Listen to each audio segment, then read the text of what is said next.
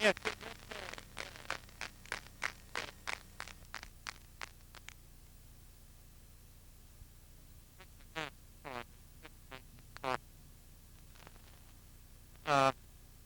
Let me tell you that in my duties as director of the Institute of Politics and like that, these events go with one's duties and obligations. Some of which cannot be avoided. Such is the case today. I have known this man for 20 years. Where the hell is he? And he's been doing that to me for 20 years. Sneaking. Well,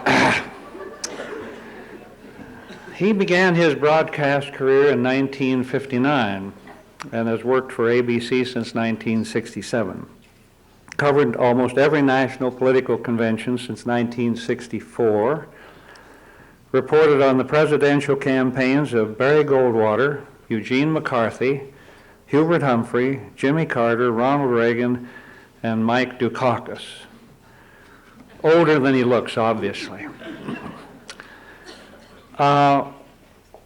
He is pesky, spirited, independent, ornery, opinionated, biased, tough. But there is a streak of genuine humanity down here that is quite touching, actually. He was ABC News Chief, White House correspondent for 13 years, from 77 to 89, and over the last year. You can see him every Sunday morning, if that's what you like to do. On This Week with Sam and Cokie, I asked him once years ago, I said, Sam, if you could give up your vast honorarium treasures for one day and come to Cheyenne, Wyoming to speak to the Wyoming Bar, and especially that, not the bar you're thinking of, the Wyoming Bar, especially the young lawyers, and do that for free. And he didn't hesitate at all. He sold some of his cattle and came to Cheyenne. And let me tell you, we had a lot of fun, and we have had a lot of fun, and you're not supposed to have fun, but that's this man. And the most interesting part of it that night in Cheyenne, when it was all over and we did the program, we took 2 minutes each, and then we took a minute from the audience, then we'd answer in 2 minutes. Instead of getting into his limousine afterwards and heading off somewhere, he spent about 2 hours with these fine young lawyers. He is a very delightful guy. And the reason that I enjoy him, and I couldn't say this when I was in public life, is because he gives as good as he gets. And there's a strain in both of us that neither of us would ever let a sleeping dog lie. We would go pinch it or kick it. I don't mean that in a nasty, non-PC way. Those of you with the Animal Rights League, for God's sake, don't send me any letters. He raises a lot of bucks for good causes that you would never know about. He flies under the radar with that. He's as tough on the Democrats as he is on the Republicans. You think Helen Thomas drives him crazy, or Sarah McClendon. This is the guy that drives him crazy. And so for me, I have found him to be fair. Don't throw anything. And among his many awards, others must have found this true. He won the award for Best Television Correspondent 4 times. He received Broadcaster of the Year award in 1993 and has been awarded 3 Emmys. And well, he's a hell of a guy, and I like him. So here he is. It's all yours.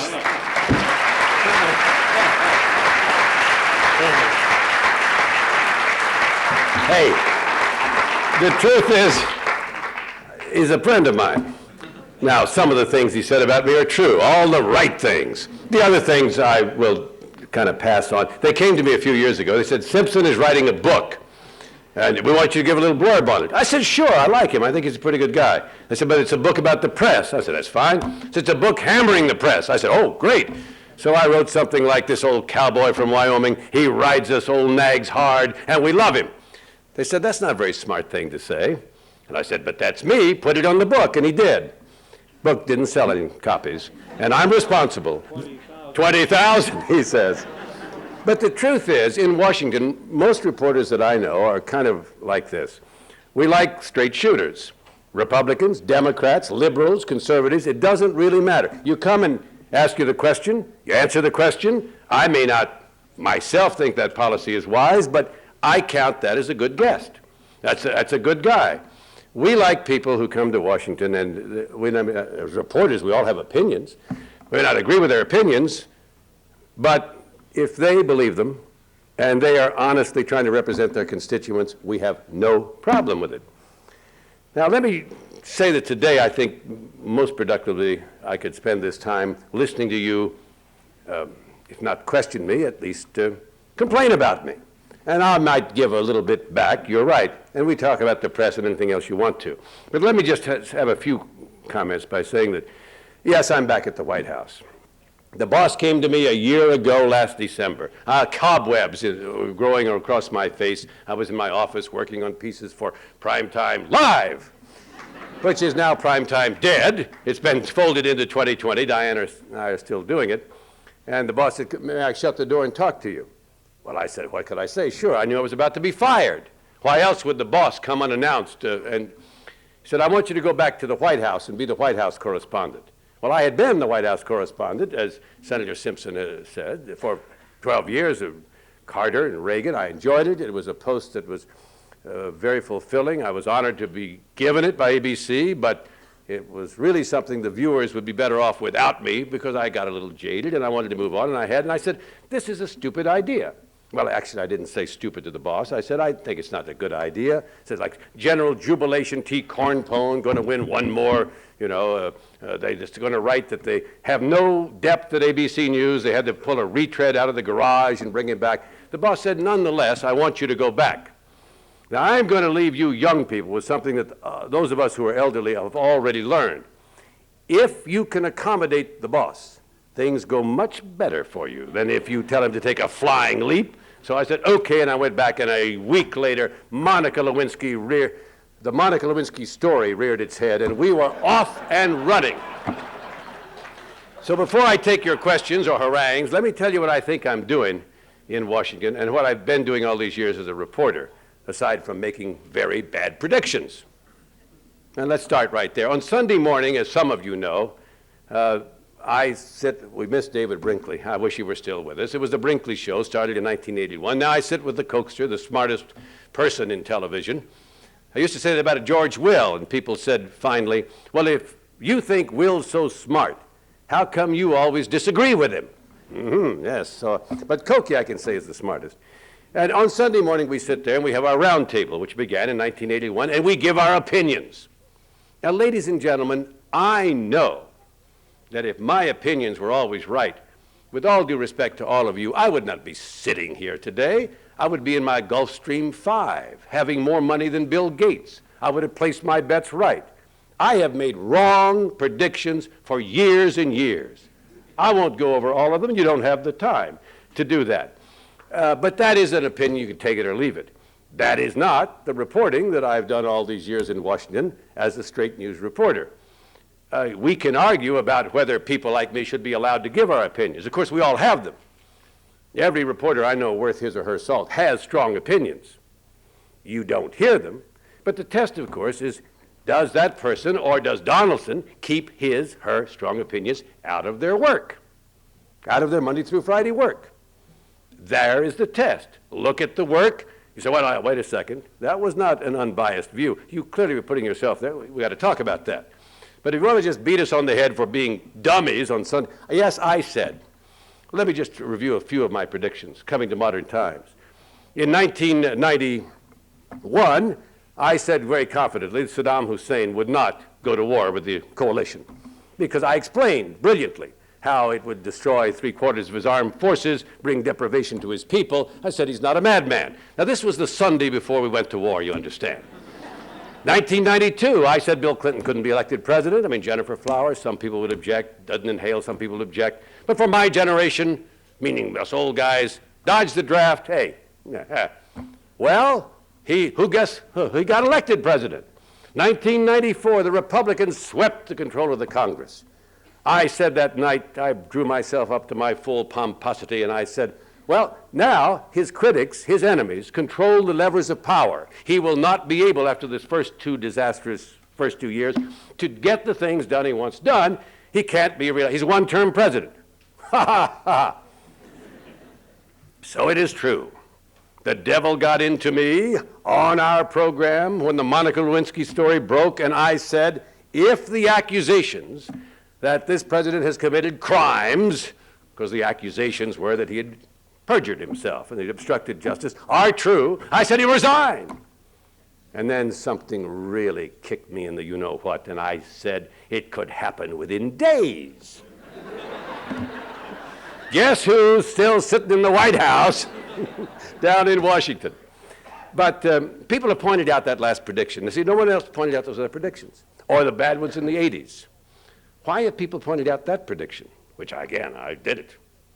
Because, bringing now to what we've been doing for the last 12 or 13 months, it is interesting how across the spectrum, the country and groups within the country, including the press, have polarized over Bill Clinton and this particular scandal. And it just comes down to this point where I think we're all, on one side or the other, dug in. I mean, concrete. Don't come running into people and say, hey, it's another woman. I don't care how many come, 15, 20, bring them on. I don't care what the stories are. We have our opinion. It is set. Now, I said what I said not because I dislike Bill Clinton. I am not a particular fan of many things he's done. It's true, but I'm not a Clinton hater. But I covered Watergate. I was younger and more impressionable. I didn't know how it was done, and I watched that, and I covered it on Capitol Hill, the Irvin Committee hearings in the Senate, and Rodino in the House, and I'd stand for hours, literally, outside with the young lawyers, this woman, you know, what's her name, Hillary something, and we'd argue and talk and all of this. And at the end of it, I thought I learned something. No man is above the law. If you commit crimes in the Oval Office, you have to go. So when all this started, I took this grid, and I went, whop! And I said, well, you know, I know how to do this. I've seen it before. This is what's happening. Wrong. I say to young people now, a little wiser, you probably have a better idea about all these so-called disconnects than I do, because you don't come with the baggage of an old grid from a time that clearly is no longer present. Conditions are changed. People are different. I'm not trying to say the country is worse. Far from it. I am not Bill Blank. And that's not what you're hearing here. But as a reporter, that's why I made that prediction. Now, let's talk for a moment as what I do as a reporter when I'm doing the straight news. I go into the White House every day. I did in Carter's day and Mr. Reagan's day, today, trying to answer one simple question. What is really going on here today? Now, I normally fail in that objective, not because I'm dealing with bad people or because I'm just completely an imbecile, but remember, any bureaucracy, God forbid that it would apply to Harvard, but any bureaucracy, particularly the presidency, is there to protect itself against the idea that it's not perfect. No press secretary that I've ever known walks out and says, boy, talking about the guy in the Oval Office, did he screw this one up today? No! The object is to say this man, whoever he may be, is the smartest, brightest, best president this country has ever seen, who cares more about the people than any other president, who will get things done. And when things don't quite work out, it's because vicious enemies with malice aforethought, wanting to destroy the United States, let alone this great man, are trying to undercut. Well, I understand all this. I've heard it about all of them, right? And if I ever signed on as the press secretary, that would be my job. And so when I go down there, I understand they're going to tell me when things go right. The press releases will come out. The president will come out and celebrate the success. When things go wrong, they are not going to tell me, not at least on the record. So I'm going to have to try to find out. Usually I fail. But the idea is to find out what's really going on and pass it along to my viewers. I was just at the Crimson. They pass it along to their readers. And then, You, the viewer, or you, the reader, you get to decide whether it matters, what to do about it. So the first great disconnect, other than my own stupidity about this grid that I've explained to you in this story, was when I discovered that within the press corps, from almost the first few days, there began a furious argument as to whether reporters should actually look into this story. Not whether, it was good, whether Bill Clinton was bad, good, or something, but should we report the story? And that was mystifying to me. Well, of course you report the story. If you then think it doesn't amount to a hill of beans, great. But don't come to me and say, you shouldn't look, what was all that about? No one except, well, yes, come to think of it, Al, you were around those days, in the early Nixon days, a lot of people were saying we shouldn't report that story. But of course, they were on the other side of the fence from today. No, you don't want to report that. Hey, there's nothing here. Hey, just get on to the business. I remember the phrase, get on to the important business of the country. 1 year of Watergate is enough. No. From the first day, I'm in the press room with my colleagues, most of whom are smarter than I am. They're certainly more energetic now. And I suddenly realized that President Clinton was lying. And you say, wait a moment, I thought you said you didn't hate the president. What do you mean, smart guy? No, it's just this. If someone asks you a direct question, the answer to which can be a direct answer, you, sir, with the Harvard team, did you steal the money? Now, the answer is no. Or the answer is yes. Although your lawyer may run over. Now, you can try saying, well, money? I don't remember money. And but that's we're going to keep on you. You can say no comment. Now, that's not answering the question, but hey, I get to ask the questions, but I don't get to give the answers too. We're going to keep asking, but that's acceptable. But any time you ask a question that is direct, the answer to which could be a direct answer, and you hear any other collection of words, you know something's up, not because you're a rocket science. So on that first day, when Jim Lehrer of PBS, who had an interview scheduled with the president, said, Mr. President, there's this story here, did you have a sexual relationship with Monica Lewinsky? And the answer was not no. Ooh. Now, so at that stage, we all said, we better look into this. Going to run out and say the president is lying, but you better go down this road now. Let's see why the answer wasn't no. The very first question I asked Mr. Clinton after that, there was no formal news conference in the Rose Garden or someplace, was, sorry, you've told us after his famous Monday finger wagging, you've told us what your relationship with Monica Lewinsky wasn't. Tell us what it was. Well, that should be, okay, all right. That's a good question. It was this. Oh, that's fine. We understand it. No answer. Now, any time reporters get on you, I'm going to give you a little secret. Senator Simpson knows this. He dodged and he weaved with the best of them, but always came out all right. Anytime a reporter gets on you because you haven't answered a kind of legitimate question, you're never going to lose them. They're like fleas. I mean, you can't buy stuff to get us away. I've often said if thermonuclear war, God forbid, comes to our planet and wipes out everything, there will be 3 forms of life left: the cockroach, the coyote, and the reporter. I mean, you're not going to get, we will not stop, not going to stop. And it does no good for people to say, we don't want to hear about this.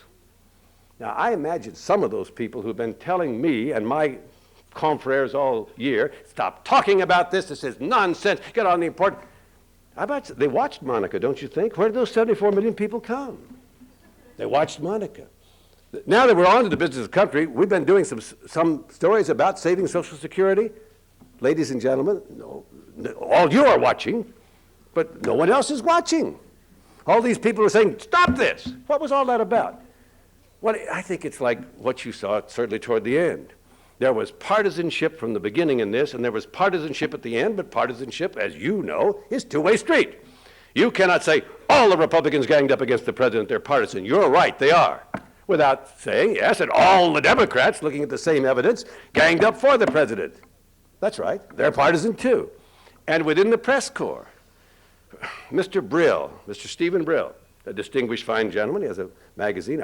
I know he's a fine gentleman because I contribute maybe to his success every issue.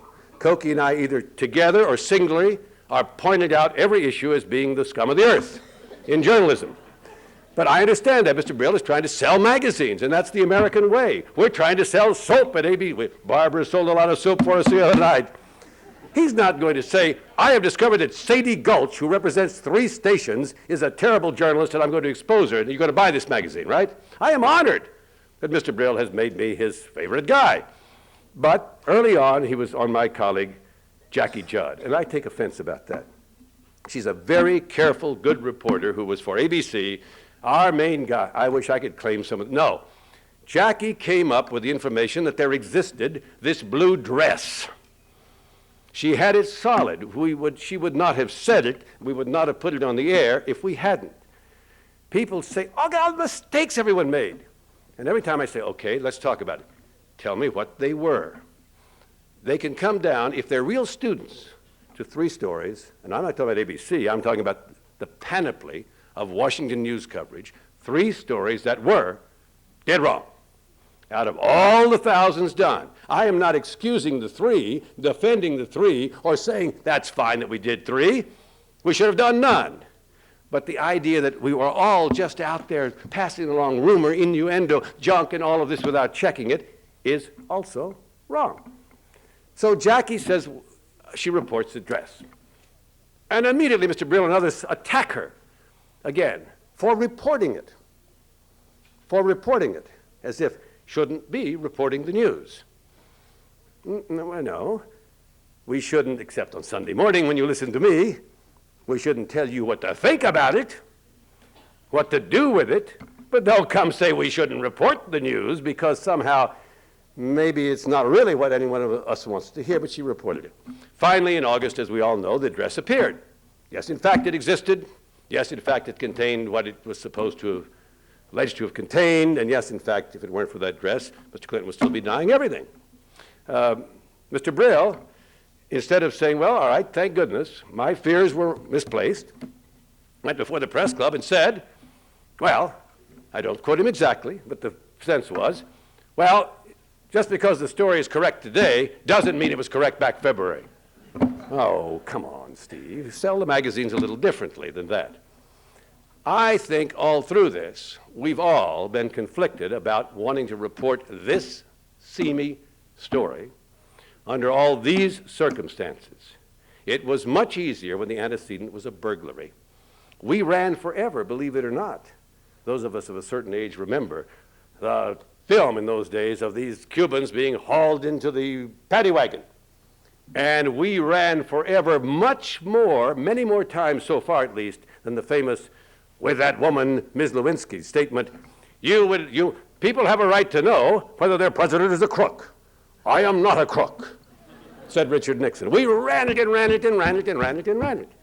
But with a burglary, hey, it's a burglary. Sex is different. I understand the difference. My daughter sits right there. Proud of her, too, and all that. So I know about these things. But it was the antecedent. And so we couldn't do the allegations that perjury had been committed, that obstruction of justice, 2 felonies, for which people are sent to jail every day, ordinary people, unless we talked about the antecedent. So we had to do it. It wasn't that we all just loved to talk about it. I tell you this for the first time, my daughter, even at my advanced age, I'd rather do it than talk about it. So, I mean, it wasn't that I'm getting my kicks. I'm not getting my kicks doing this on the television. And we go through all trying to make up words and phrases. I mean, for the dress, I adopted DNA material.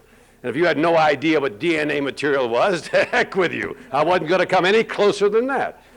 But because of the nature of the story, we're down there. But I heard from reams of people. Now, Al, I heard from a lot of people in those days, just like I heard from a lot of people in the 80s when I covered your hero, and I guess the hero of a lot of people, if maybe not so much in Cambridge as in other places, Ronald Reagan. And I was getting letters from lots of good Republicans saying, you vicious mad dog, what the heck is wrong with you? You're trying to tear down this great president. What, you you liberal Democrat, commie simp, etc. Today there is a communist. Fidel Castro's left, but not many more. But in those days there were more. And I was getting letters, believe it or not, some of them postmarked, I believe, from Boston, saying, thank God you're on the case. At least one reporter is trying to keep old Bonzo straight, although it's an impossible job. But we just wanted to let you know we appreciate that you're there. Fine, thank you very much. I'm hearing from many of the same people, but guess what? Yes, indeed. Now I'm getting letters saying, we used to admire you, we used to like you when you covered Reagan. What happened to you? I guess you just got rich and joined the country club and became a Republican, and we're never going to watch you again. And then I'm hearing from the Republicans, a few of them, they're a most unforgiving lot, may I say. They don't normally ever forget. That's why the elephant is the symbol of your party. And I'm hearing from a few Republicans saying, well, finally, you see, my son, with age comes wisdom. You now have it right. Well, I'm the same vicious fellow that Senator Simpson told you about. I'm doing it the same way in both places. Somebody's not telling the truth. What's the facts? Tell us the facts. Going to be on you to tell us the facts. Going to try to report that you're not telling us the facts. Here's the facts. What's happening? Then my audience, the few left, get to say, well, I don't care. Or it's serious. Or, but it's just sex. Or what have you. I don't get to do that. But don't come to me ever, please, and say, don't bring the news. Because if you do and I throw in with you, then the next day, when, yes, now I want to know something about that, I'll say, but I don't want to bring that. Or you're supposed to bring the news. No, you told me I didn't have to bring the news. We're just now haggling, forgive me, over price, aren't we? So I hope that I leave that lesson here. I think what I'm doing, and my more able colleagues, including Helen Thomas, who's about 80 or something, but believe me, she can run rings around me, is trying to find out what's really going on at the White House on any given day and bring that, regardless of what they say is going on or what their critics say is going on. I'm not there to tear the president down any more than I am to build him up when it comes to distorting what I think I find to be the facts. And I also am marginally smart enough to understand that any given day I may think I have the facts, and tomorrow, oops, a new piece of evidence shows up, and I got to revise and extend, as the distinguished senator from Wyoming would say, his remarks. Because the news business, we can't wait to the end of the story. I mean, think of any story you want to think of where you really want reporters or any other source of information to wait till it's all completely over before bringing any word. I mean, why did TWA 800 crash? We're not going to wait to bring the news till we know. We're going to bring what we know today. 6:30 is an unyielding time. Peter Jen, good evening. And if he's going to come to me, I can't say I got to make one more phone call. I am not quite certain of this, that, or the other. I don't know what the end of this is. I got to be ready to play. Now, I don't want to go beyond my information that I have at that moment. I want to be careful to say this is what we know as of now, leaving open the possibility that we may have to revise it later. But we're going to bring the news, and we're going to keep on people who don't clearly have the ability to answer logical questions until they do. I don't know what's happened today. Mr. Clinton met with the Italian prime minister and was going to hold what they call a news conference, which is he calls on the three wire services, AP, UPI, and Reuters, and that's it. They promised to have a general news conference one of these years when he gets around to it, where the likes of me can once again have at it. I now have to devise strategies. I admit it. I want to earn my pay. I don't want the boss to come in and say, look, I sent you back to the White House. What have you been doing? I never hear from you. I never see you. So I devise strategies. So on the day he was acquitted by the United States Senate, he came out in the Rose Garden, and he made a little speech, which was an appropriate speech, and we're all standing there. And I'm thinking, most of the logical questions that we now want to ask him, he will not answer. So I devise a strategy. He begins to turn away, and I say, in your heart, sir, can you forgive and forget? He pauses, because he knows I've got him, not because I'm smart, because the question has him. How ungracious to show your backside when someone asks if you will forgive people, right? So he knows he has to come back, and he does, and he says, if you ask forgiveness, you have to be prepared to give it. The next guy over starts shouting at him, do you feel vindicated by the Senate? And I say, no questions. Don't you understand that? And of course he walks away. So today, I don't know what happened. He has a little news conference. Now, one of the logical questions, standing next to the Italian prime minister, who has already denounced the verdict in the court-martial of Captain Ashby, who was accused but vindicated by the verdict of hot-dogging and cutting that ski table and plunging 26 people to their deaths in the Alps. And the Italian prime minister, not pleased by that and all of that. So I'm certain one of the questions was clearly about that, and both of them had their say. Those little news conferences could be fun. The last one was 10 days ago. Flight Lieutenant Jerry John Rawlings, who is the president of Ghana, was there. I'm not making fun of him. That is the title he prefers. If I were president of Ghana, I'd be General Donaldson, or at least Colonel Jerry John Rawlings, but he's flight lieutenant. And I think that's honest, because that's what he was. And at one point, he got a little exercise or something. He turned to Mr. Clinton, he said, hold on, Mr. President. That was the name of my book. The last time I was in this room, I was flacking that book 12 years ago. I thought, where did he get a copy of my book? But he didn't have a copy. Anyway, I digress. I'm going to take a question as soon as I say the other question that might have been asked today was that the name Juanita Broderick might have escaped the reporter's lips. I don't know whether it did or not. If it didn't today, it will at some point. Not because anyone's going to flag it, but we need to hear, not from Mr. Kendall, who is a distinguished lawyer, because Mr. Kendall is not accused by anyone of anything, but we need to hear the president tell us again, what's the deal here, sir? Because we never stop until the questions get answered, then we stop. Okay, I'll stop. You're right. Thank you. Now, let me take questions if there's time. Oh, yes, there is. Oh, well, let's go. Have at me. I know how to dodge questions. I've been following these guys for years. Sir. I thought you were going to do it, too. No, we're going to do it. Oh, I'll let you direct. No. Get up there. We have mics up there, too? Yes. Great. All right. Shoot. Sir. This is, I guess, a complaint, hopefully not a harangue. I don't watch Take whatever time you require. Okay. I don't watch a lot of television, but I did go out of my way to watch the report you did for 2020 about Mumia Abu-Jamal. Right. And I have to say, sadly, as far as I'm concerned, I was appalled. And I want to ask you about one specific Please. point of the many that I could ask you about. I would that you had been as tough on the prosecution. I mean, you are tough, and would that you had been as tough on the prosecution as I think you were on the defense. My question is this. The prosecutor has conceded that 10 qualified black jurors were removed from the jury. The attorney didn't interview, the court-appointed attorney for Mumia Abu-Jamal has said he didn't interview a single witness. The hired investigator quit before the trial even began because there was no money. This is correct. Because there was no money for him. And 2 expert witnesses have said there was no money, there was no way they could have been involved in investigating any aspect of the case.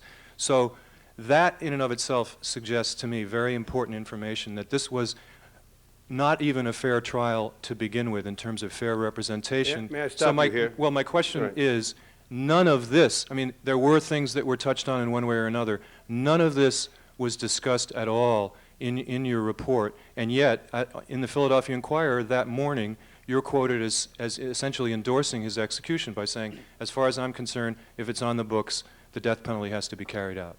Well, I said that, if I may start last, because I am against the death penalty. I oppose the death penalty.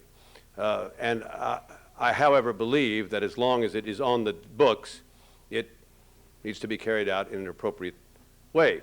That may strike you as a totally immoral contradiction. I'm comfortable with it. Now, that was not a harangue. I appreciate what you said. But let me ask you a question. I'm not a lawyer, therefore I'm going to make the foolish mistake of asking a question, the answer to which I do not know. Where basically did you get the information that you just gave me and us?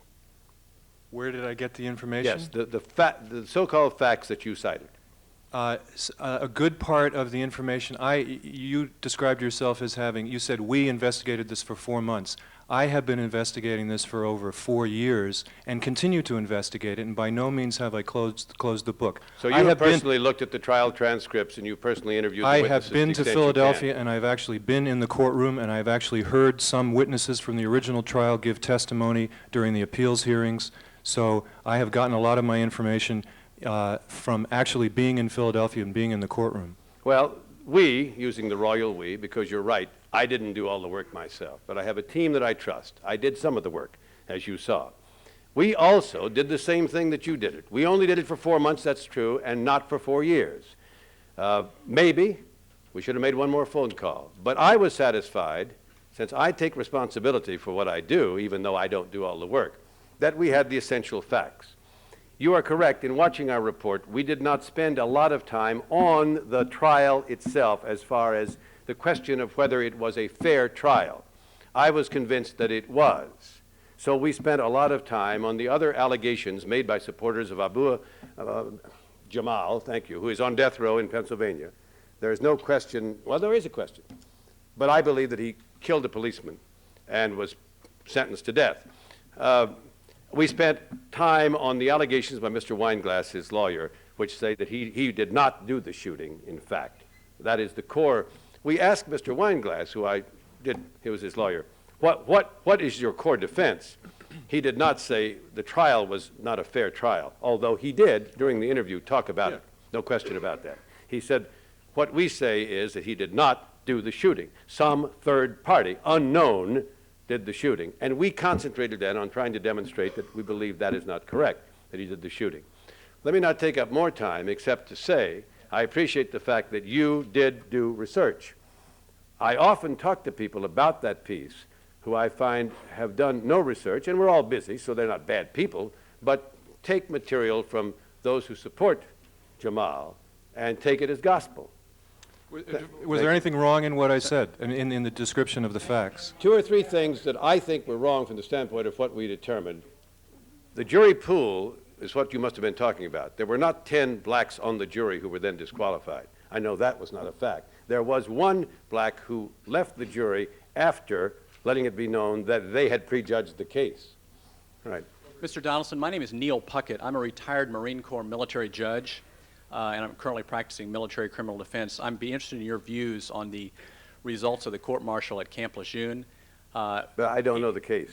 I read the newspapers, but unlike this one, where I was prepared to engage somewhat, I have not investigated that. Oh, no, sir, not about your investigation, but I'm concerned about this forum is entitled A View from Washington. I'm concerned about Washington's view of either just the verdict itself or how it would affect the public's view of the military criminal justice system.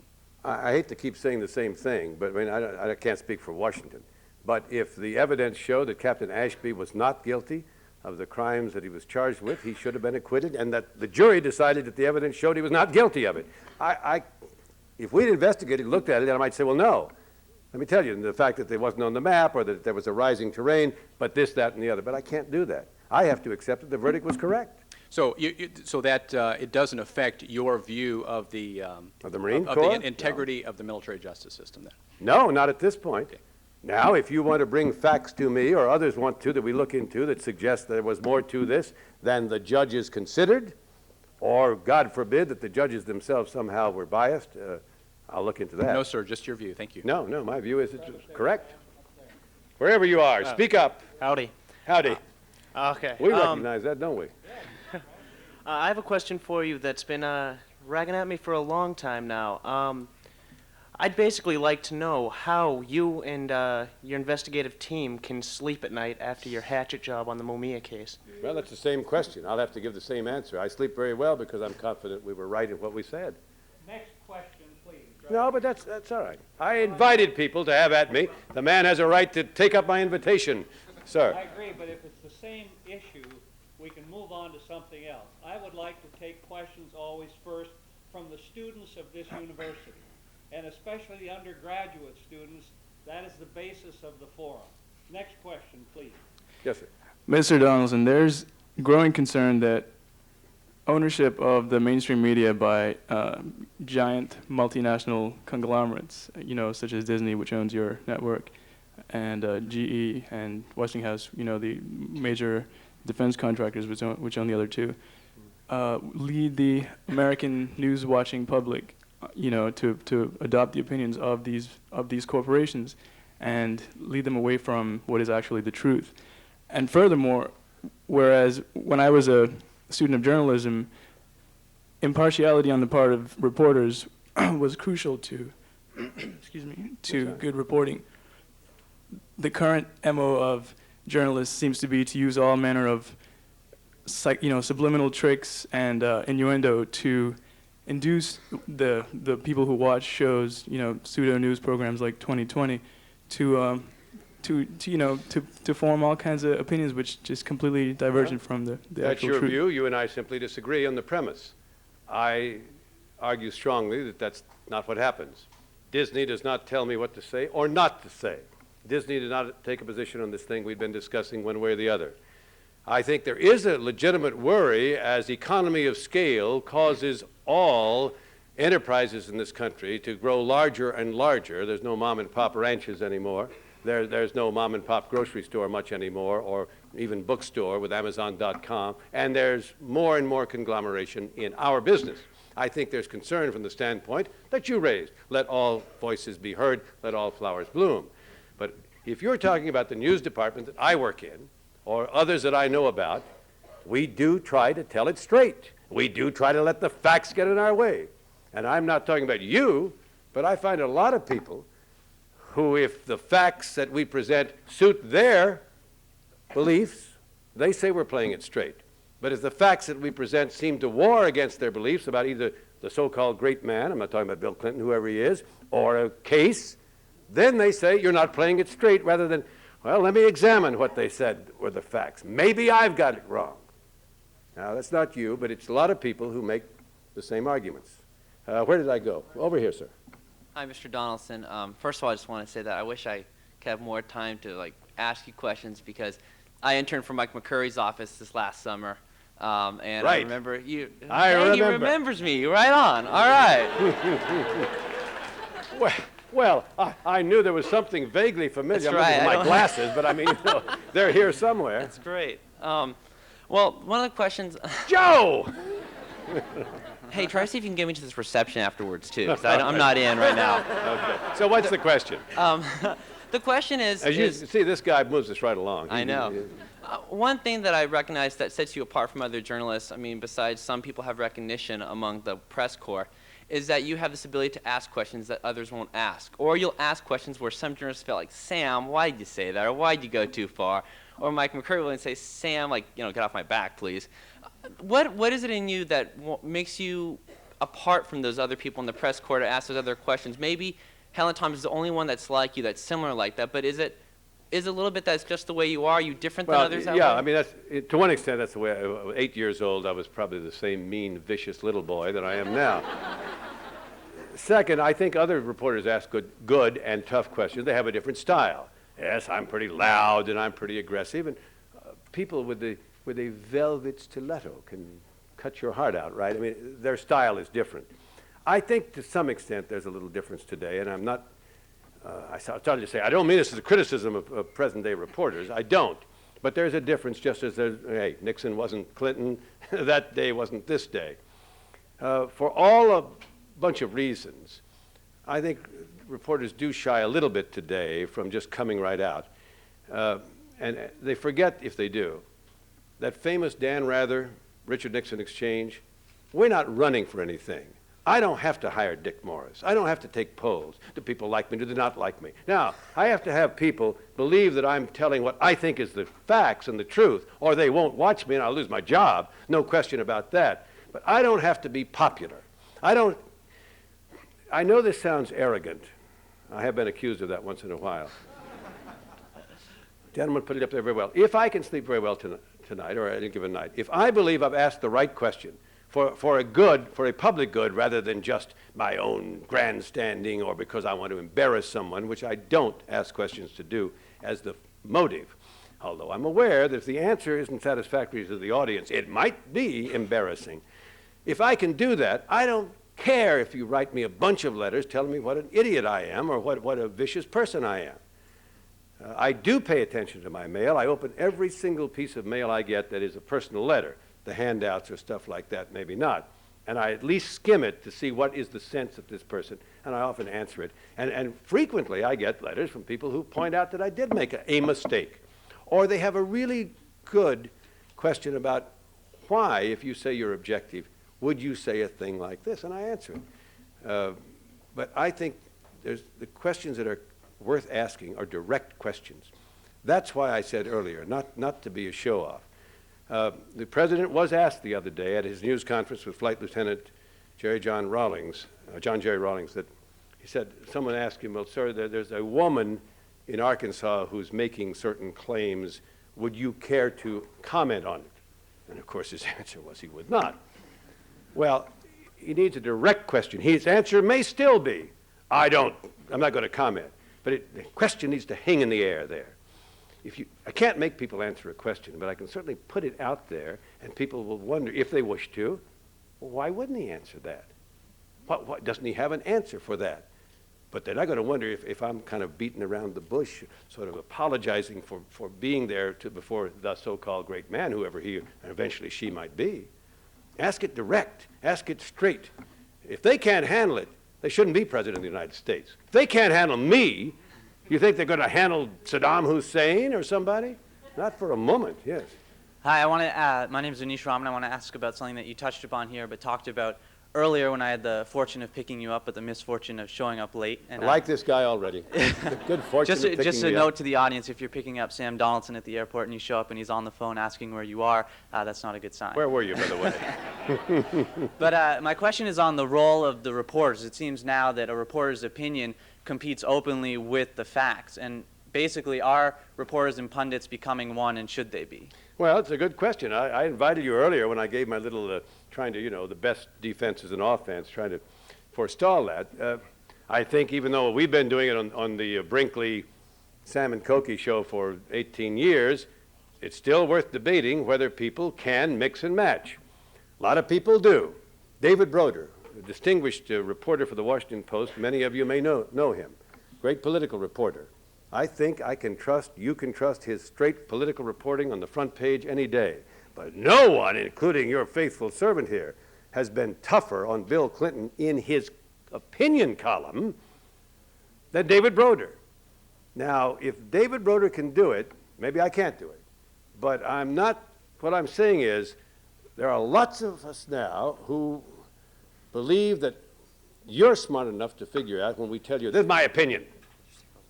And when I tell you, I'm now reporting what I believe to be the facts from the White House, that we are doing two different things. Yes, I'm taking it out of order. May I go up here? 'Cause again, he'll... Anyone at that mic? Well, fine. It's... Sir. I know you're here as an individual and not as a representative of the entire U.S. media, but I'm going to ask you a question hoping that you can speak as a member of the media. There is this sort of constant question about the role of the media in shaping or dictating public opinion. And you spoke for a long time about the fact that you need to report what is actually going on. Try to. Right. Clearly the media cannot report everything that goes on in the United States or in the world, and decisions need to be made as to what is reported. So I guess my question is, do you feel that you simply respond to what the public wants? You also mentioned that if you ran stories on Social Security, nobody paid attention to them, but if you ran stories on Monica Lewinsky, your ratings would shoot through the roof. They have. Is that merely a response to what the public wants, or does the media play an important role in shaping what the public wants? If all the media flooded the public with stories of Social Security and didn't talk about Monica, would they somehow change? We have a responsibility to bring you information that we think, as editors, by editor I mean, you correctly say, just so much time in a news broadcast, just so much space in a newspaper. We've got to make selections and choices. We have a responsibility to bring you things you don't know anything about, but we think you ought to know about because it may affect you, and you may need to weigh in on it. I think early in the Vietnam War, had reporters, in addition to Halberstam and Sheehan and Malcolm Brown, done early more reporting. We too often are the last ones to figure it out, last ones to know. We're the tail wagged by the big dog of, frankly, politicians, people in government, people with special interests and what have you. And we should be quicker about that, granted. But the central thesis I bring to your question is that we shape public opinion by bringing you information, not because I went over some of my great things that I said that didn't shape anything. I sometimes believe the quickest way to get elected president is be endorsed by the New York Times and have me say you can't make it. I mean, it's one of those things. But your thesis, which is, aren't there a lot of other things out there, is correct. But we are a front-burner nation, unfortunately, and we're a front-burner media quite often. If Kosovo's hot today, we're on Kosovo. Tomorrow or yesterday, when we might have been on Kosovo and might have brought information that would help shape a policy in a smarter fashion, we weren't paying attention. I think it's a very valid criticism. That's all I can tell you. Yes. Hi, Sam. I first want to say, don't we have the best students here at Harvard University? They're all right in my book. Hold on, Mr. Out of print, so I'm not flacking it. My name is Lisa B., and I would like to ask you a question. I wanted to know who or what inspires you to actually motivate you to stay in the media and also in Washington, D.C., especially with all the negativity that's going on in our press today because of Monica Lewinsky and the president. But what or who has been your inspiration to actually start in journalism, and why are you continuing? Well, I love it. I love the work. I'm very fortunate. Frankly, I don't know that I'm qualified to do much else, and some people think I'm not qualified to do this, but I think I've learned something. Fortunate in that I found, sort of slipped into, wasn't brilliant at age 9 or anything like that, into a line of work that's exciting, that's interesting. Finally, I got onto the fact that actually if I did it well, I might bring people some information that would help them. But there's never much of a dull moment in this. I don't have the kind of job, thank goodness, where you come in, it's 9 o'clock, sign here, punch, start putting the round peg in the round hole, it's 5 o'clock, go home. Now, I'm not turning my nose up at people who do, but I think if they had their druthers, they would like to do something that they find a little bit more exciting and interesting. I do that. I find in Washington, I like the policy stories, and I like the scandal stories, and I like the stories of economic gain or loss, and I like all the stories that come by in the Washington scene, because I like politics, and I like politicians. I think they're the most interesting group of people.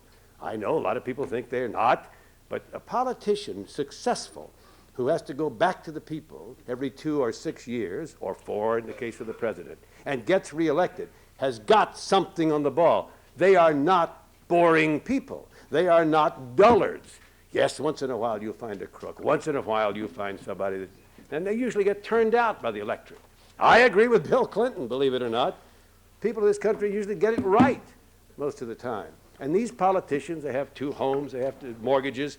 Most of them, the vast majority, do not have their hands in any cookie jar at all. And they don't have any time for themselves. Maybe that's what energizes them. Maybe that's what they like. That's fine. But it is not something that you can say, what a bunch, to me, dull people. So I have the best of all worlds. And finally, I keep going because what else would I do? You retire, you die. Mike Wallace is 81 years of age. He just signed a new 3-year contract with CBS News on 60 Minutes. I said, Mike, why did you go for 5? Flippantly. He said, because at the end of 3, I need leverage for the next contract. I said, you're my man. Still no one up there? I have this question. Over here, sir. Thank you very much for coming, Mr. Donaldson. I'm Kevin Reynolds, and as in Senator Simpson's class on, I guess it was Tuesday, and Mike Barnacle came, and he kind of gave an impression on the future of journalism, which really wasn't all that flattering. He talked about basically journalists being from an upper echelon socioeconomic background and not really getting the story anymore, not willing to go up and knock on that door, pound the pavement. What do you foresee as being the future of journalism? Well, I don't know that I would use Mike at this point as the lecturer on the subject, which is not completely to damn him. We all slip, and we all, as the president said the other day, want forgiveness.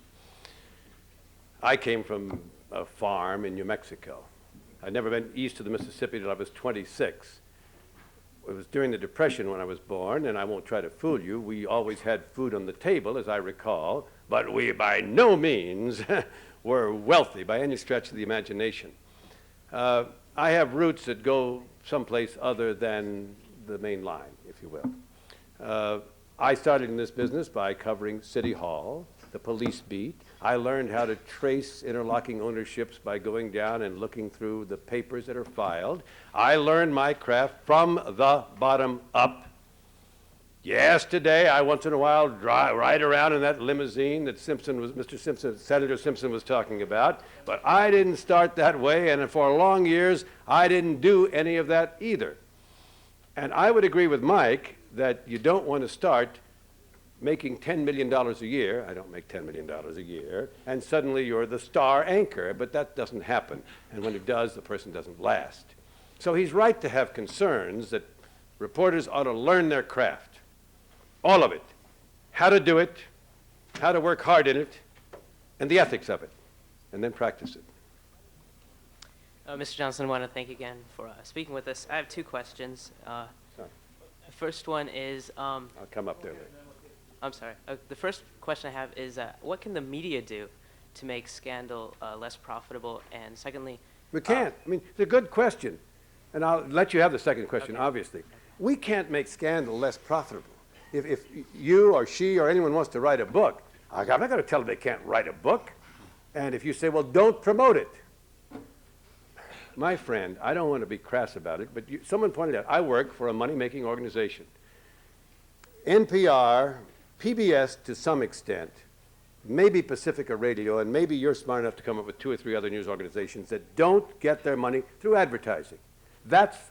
You can argue the American way is wrong, the capitalistic system should be overthrown, you're not. But I'm saying, until that happens, that is the way it's going to work. I say to journalism students, you want to talk about the real world of journalism, or do you want to talk about the ivory tower theoretical world, the world that we all wish should exist? They're all smart, so they all say, want to talk about the real world. So I start by saying, the news business is a money-making business. Now, within that, we have to try to find ways to do it right.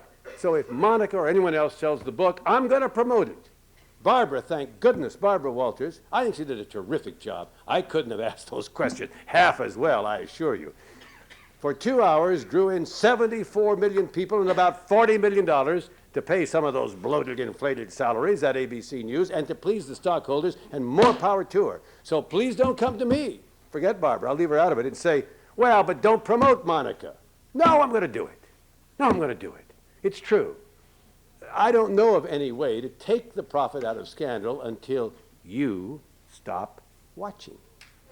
And when you do, and this is not blame the victims or the audience, but when you do, hey, 2 minutes, let alone 2 hours, is too long for Monica Lewinsky on our network.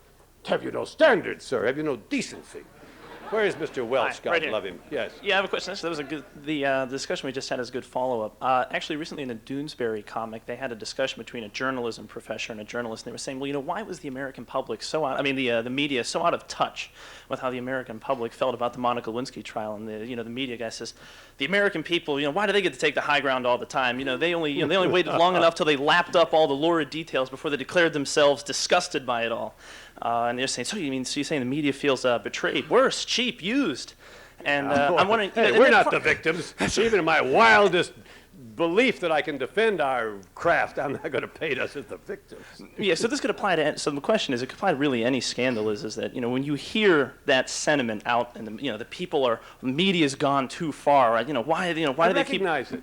I think it's great. I think beating up on the press, with all due respect, sir, which you did, and you say you sold 20,000 books for it, is a fine American tradition. I wouldn't have it any other way. I myself have read things about me in the newspapers that you wouldn't believe, and I have denounced those reporters. I understand how this is. We do make mistakes, and we should properly be beaten up for that. And when we bring you the news you don't want to hear, well, okay, beat up. I would do the same thing, but we're going to keep doing that. I think journalism today, now that I'm getting out of it someday, whether I live to be Mike Wallace's age or not, is better than it ever has been. We didn't bring you the Cuban-American War to sell newspapers. Not yet. We tried, those 3 brave guys that I talked about, tried to bring news about the Vietnam War earlier that might have saved 58,000 American lives and countless Vietnamese lives and Cambodian lives and Thai lives and all of that. Today, when I came to Washington in 1961, there were lots of reporters who had only a high school education. They were good reporters. Today, I think you can't really get a job at any of the news organizations I know unless you have a college education. And if you're going into a specialty, you may have even a bigger degree, which, excuse me, young ladies and gentlemen of Harvard, doesn't mean that you're ipso facto brilliant because you have an education, but I'll turn it around. If you don't today, it's hard to compete in this fast-moving, interconnected world.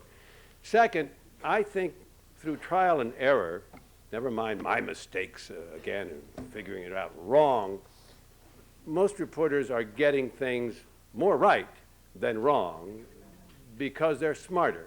They're smarter than my generation. They're better educated. They've seen more of the world. I told you I didn't come to Washington. I was 26 or East.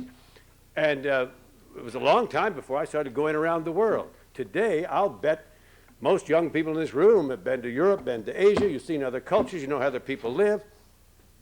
I came to Washington believing what Wyoming people believe a lot. I knew that if an able-bodied man was out of work, he was a bum. There was no other reason.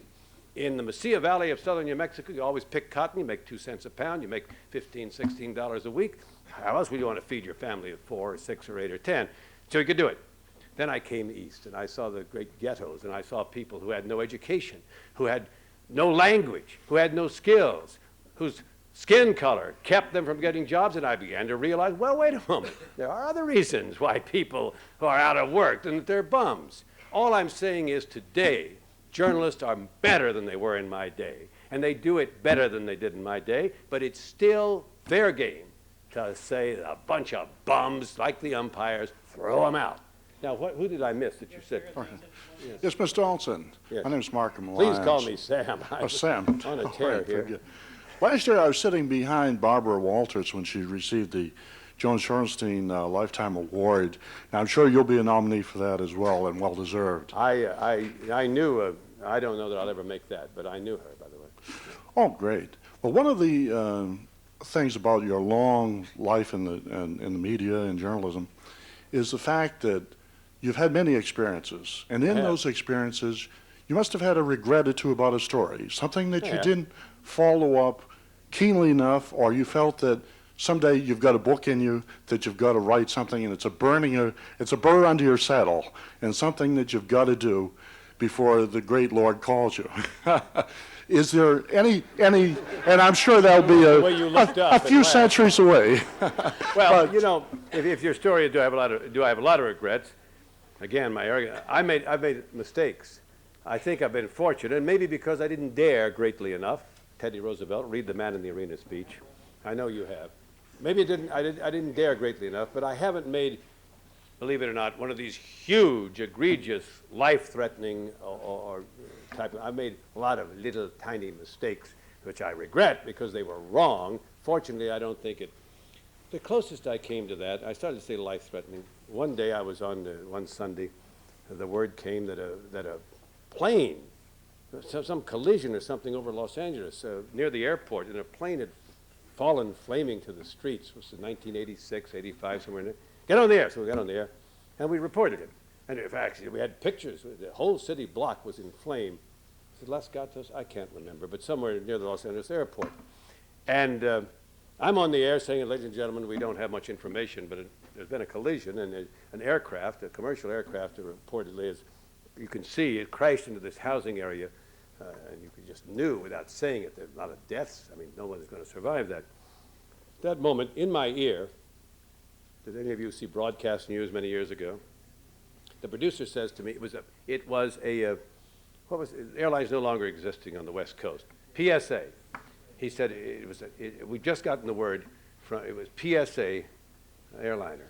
And I said without thinking, in the sense that smarter Sam would have not said a word, even though the guy would have been yelling at me, PSA, PSA. I said, I've just been informed it was a PSA airliner. We do not know the designation of the airliner. Well, now think at that moment, if people were watching, a few were on Sunday afternoon on the West Coast, interrupt the program, they've got their mother coming up from San Diego or something on PSA.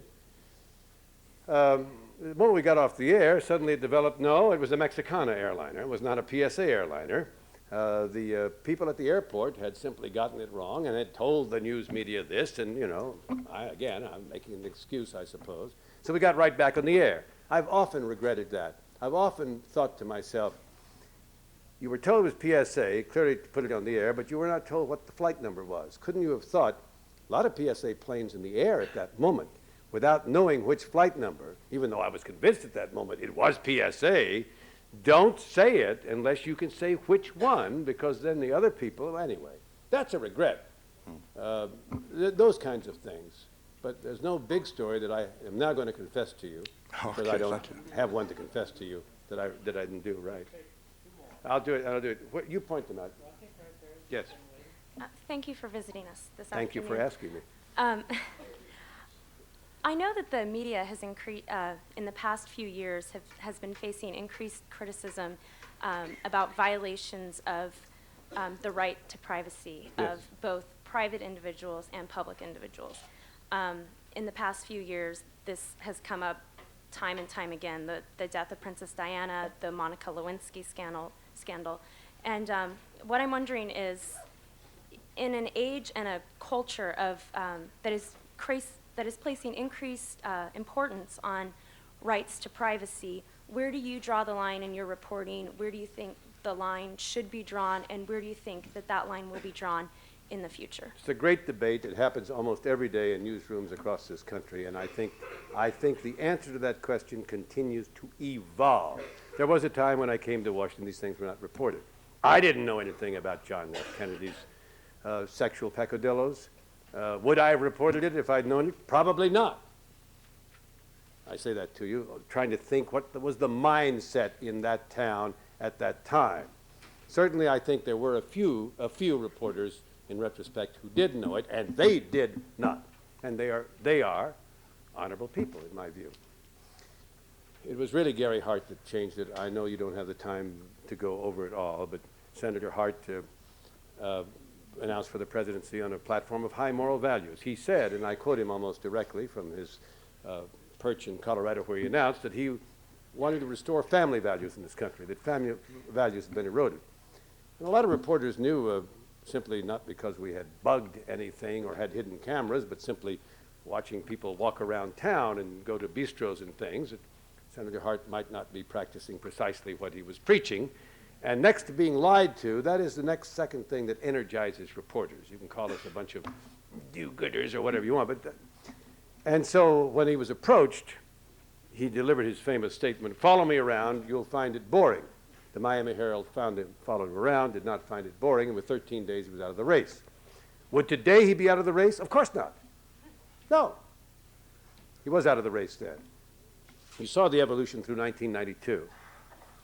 And then you saw this year, although again, I maintain, regardless of what side of this you were on, finally it was not about sex, it was about allegations of felonies.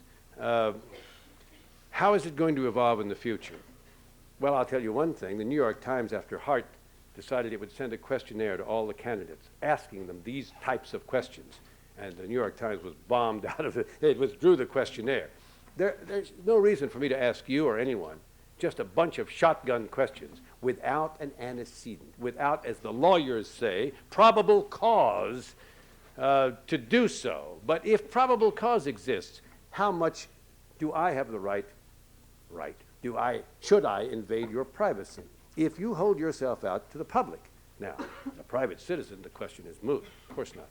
But if you're saying, I'm running for the presidency, I'm running for the United States Senate, what do voters have a right to know about you? I don't have the final answer. Believe me. I think each situation depends. There are candidates running for the presidency today who have announced in one way or the other that they have some skeletons rattling around there, and they use euphemisms like I am solely responsible for the breakup of my first marriage, and beyond that I will not discuss it. I'm sorry, the man of whom I speak I respect greatly and think highly of, but he will have to go beyond that statement, or he will have us clinging to his ankles all the way to the dragging us along, simply because to some voters, I don't get to make the choice. I don't get to decide, well, that doesn't bother me, therefore I won't bring it to you. It's not my choice to make. I bring it all to you, and then if you say, that doesn't bother me, fine. Or if you say, wait a minute, he did that, I want to think about that when I go into the voting booth. That's fine too. But it's a great question to which I have no definitive answer. This one, and then the final question, that young man right there, and we'll wind her up. Mr. Donaldson, you just indicated that in most instances you don't feel like you get to make the choice as to whether to report. In recent months, there have been a series of reports with respect to President Reagan and the fact that he may have been showing symptoms of Alzheimer's disease even into his first term.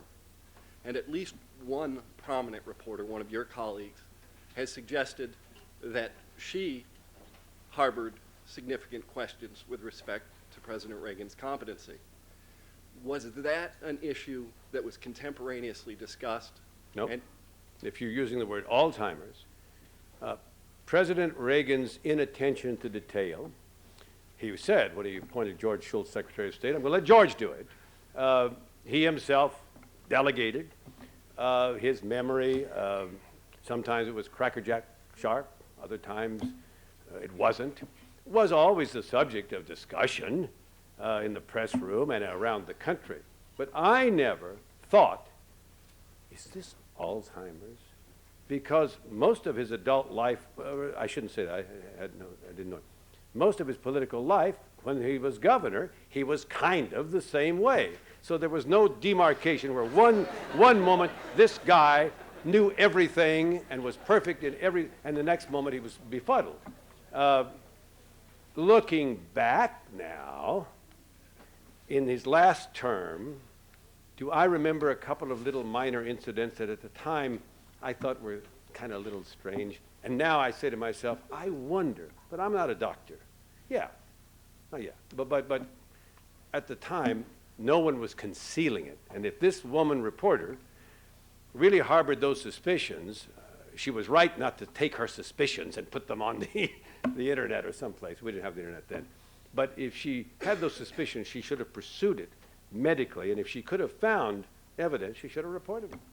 And today, of course, we would. Yes? Yeah, me again.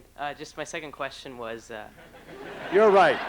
You see, we are a slippery lot. You all are correct. Thanks to Mr. Simpson, too, for letting me ask this. I was just curious what your thoughts are on the ever-present anonymous source. Right, I gotta have them. Gotta have the anonymous source.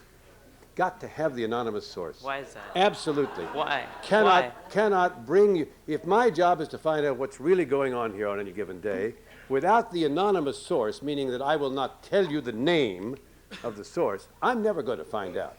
The press secretary is going to out and tell me he's perfect. The president's going to tell me he's perfect. His chief of staff is going to tell me he's perfect.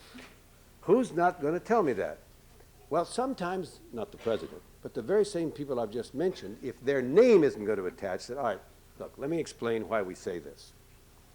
What we can't say in public, because a foreign power would object, because the dirty Republicans or the dirty Democrats would seize on it. But you're right, we'll tell you, but keep my name out of it. I'm going to take it. And here's the test. Does this person telling me this, are they in a position to know? I can figure that out. And two, what is their record for veracity? Do they lie? What is my record with them? I don't remember, since I didn't cover the Senate during most of the time Senator Simpson was there, whether he ever told me anything on background. Maybe he has a rule and he'll tell you. But if he says to me, all right, you can't use my name, but I'll tell you what we did in the caucus today because I think people ought to know it, I'll believe him because I know his record for veracity. And he was in the caucus that day, and I'll write it right out. And we may agree on the ground rule. Well, I may say a person present at the caucus. I may say that'll identify me. Everybody know I'm the assistant leader, you know. So I may say a source close to the caucus or something like this. But if I don't have the ability to get the information, think about the whistleblowers. Think about the people who are willing to expose giant frauds of your money on defense contracts or elsewhere. But boy, if their name gets in there, their job, their throat is cut. So they say, here's the story, but leave me out of it. I'm going to leave them out of it. I'll check the story then, and if it checks out, they've done a public service. I've got to have the ability to quote anonymous sources. It makes it more difficult for you to check on me. I understand that. You've got to trust me, too.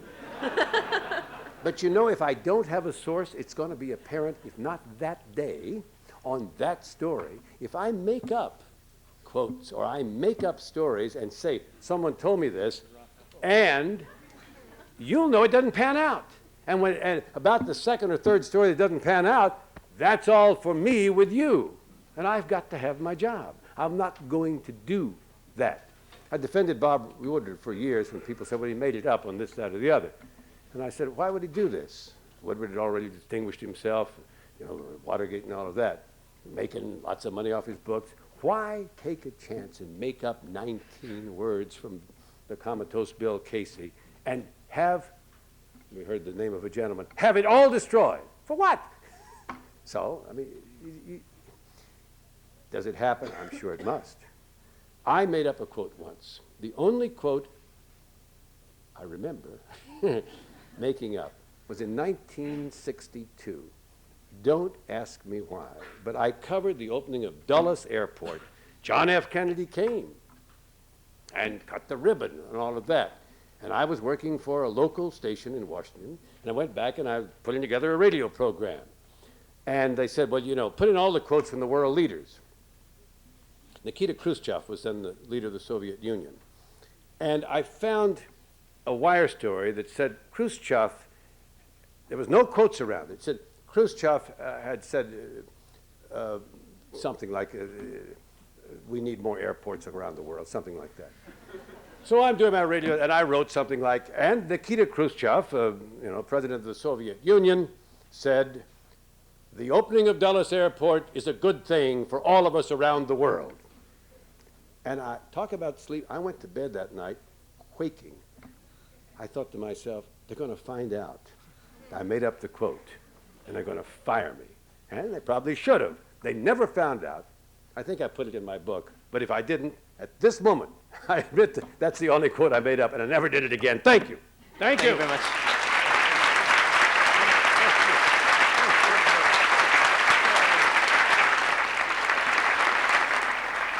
I accept your nomination. Thank you.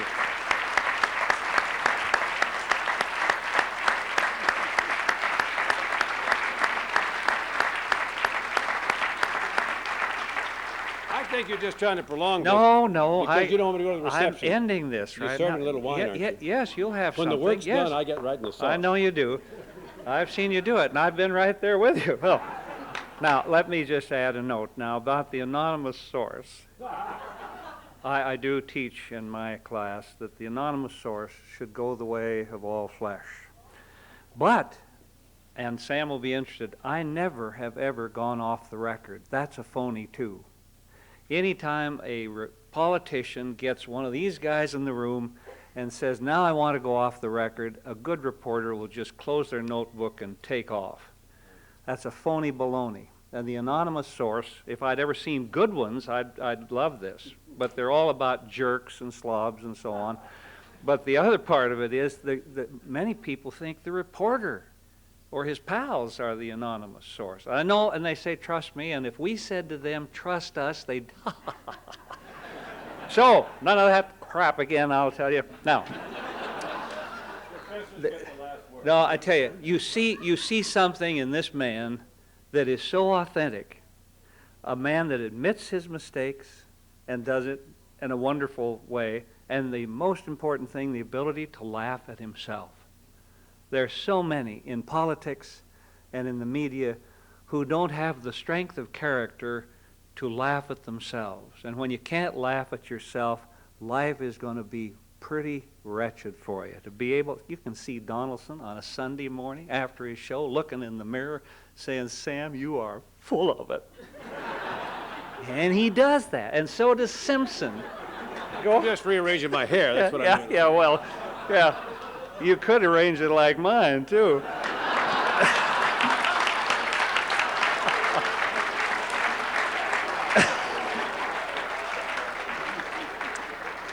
But there's the charm of the man, and I had a view too, and he always said, at least you answer the phone, and especially when they're after my butt. When they're after your butt, answer the phone. And what's wrong with asking a public figure to answer the question? And that's why Sam is absolutely special. And there's another reason he does this work.